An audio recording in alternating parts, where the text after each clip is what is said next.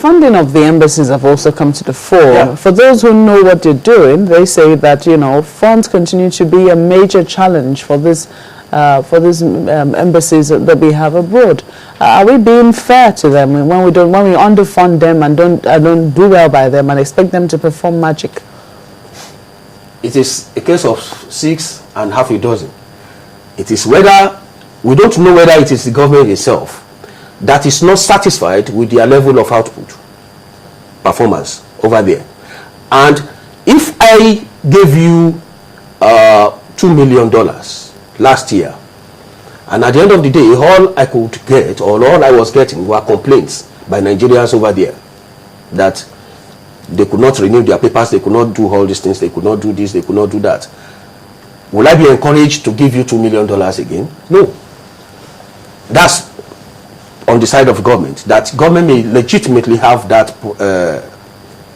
reason not to give them money, because number one, they have not even seen what they are doing with the money. That's the first one.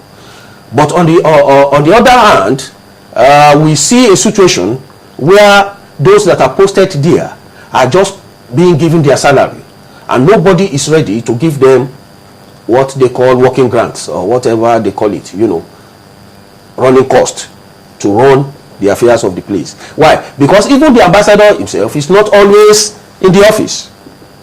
And you know, the level of corruption is very high in Nigeria. How much?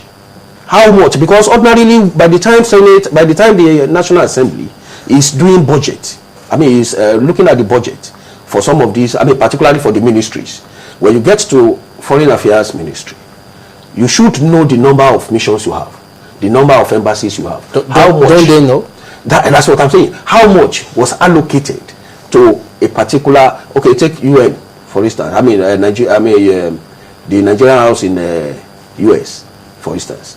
How much was allocated in Britain, in Austria, this place? How much was allocated? Now, by the time, that's, let's say, 2013 budget, you have given $2 million to the Austrian house, I mean, to the Nigerian Commission in Austria. By the time you are doing budget 2014, is it not the responsibility of the assembly to ask, what have you done? You understand? Or was the money actually allocated? So whether the government has the right to say, okay, let me starve you of fund because, number one, I didn't see what you have done with the $2 million that I've given you before.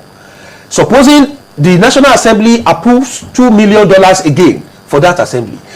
Now, for God's sake, why should the government hold back the money? No matter, there is no justification. So it is the responsibility, the fiscal responsibility of the National Assembly to now say, was the Austrian Commission or the Nigerian House in Austria, was it given its $2 million to be able to perform? And then it is when the government officials are now adducing reasons why they have not been able to, why they did not give them. They will, no, it's not your responsibility. I wanted us to I actually wanted us to look at trips quickly made by President Jonathan to some of these countries. We saw him in China, and at the end of the day, there was this loan facility we got from the Chinese government. We also saw him in Israel, and we had that bilateral air service agreement, BASA, with the state of Israel. And we have actually seen him even in the United States. So sometimes when presidents make such trips, the citizens would want to see how it impacts on them.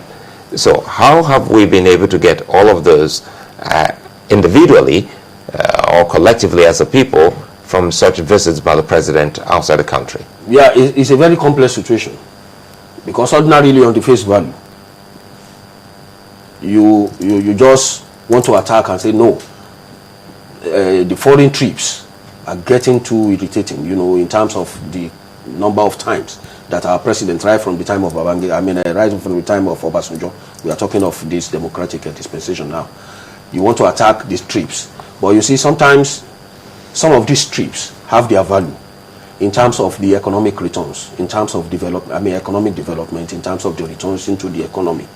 And it's complex in the sense that these are not things that you can easily determine, because some of these agreements they are signing, some of these loan facilities they are getting, some of these companies coming to invest here, you don't see them, but you see that, well, they will employ.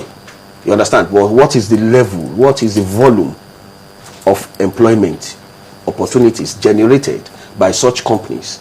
So it's difficult to determine whether we have money for the, or whether we have value in return for the money they are spending on foreign trips. It's difficult. I don't want to attack and say, oh, they are spending so much money, they are spending so much money. We need statistics. We need data, you know, from our economic agencies in terms of, okay, well, the agreement we signed with China the other time, when the president traveled there 4 times, generated about 100,000 job opportunities, you know, but you know, in Nigeria we hardly have statistics and data. Just a moment though, let's also take a look at our standing internationally. It was only recently that the governor of Lagos State was talking about Nigeria's ego bruised and national pride brittle. I mean, in the body of his speech, he went on to say that countries that couldn't look us in the face are now making some, you know, comments about us. Do you agree with him that our national pride is brittle and our ego has been bruised internationally as we stand? Well, it depends. Are we looking at with respect to the Mandela situation? Yeah, and with respect to the, I think it had to do with the South African, when Mandela was being buried at the time. Oh, okay. Yes, yes. If it is in respect of that, I agree. I quite agree with you. One, the role Nigeria played in the liberation or determination of apartheid was so fantastic. Right from the time of Gowon, we had expended so much money on the apartheid project. It's unfortunate. My own quarrel with the apartheid thing or the South African thing is the fact that if you are spending money, that's part of the dynamics of foreign policy we are talking about. If you are spending money, at the same time you are strategizing on how to position yourself strategically to be able to appropriate the economic benefits of such spending. When a nation spends lavishly without strategizing on how to capitalize on the dividends of the spending, then that is irresponsible spending. And that is what is happening in South Africa. That's what's happening to us.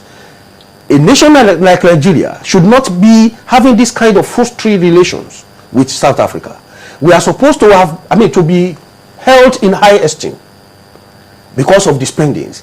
But the thing is, the South Africans possibly are not appreciating what we are appreciating, because on paper we see, or we saw, that so much money was being spent on apartheid.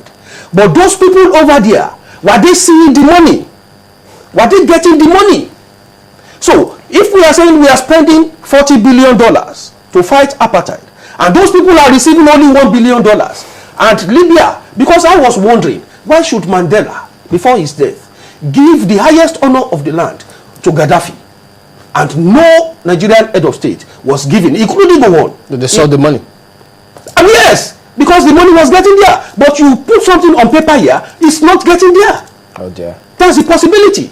It's a possibility. And as such, we are not being recorded over there as playing any positive role.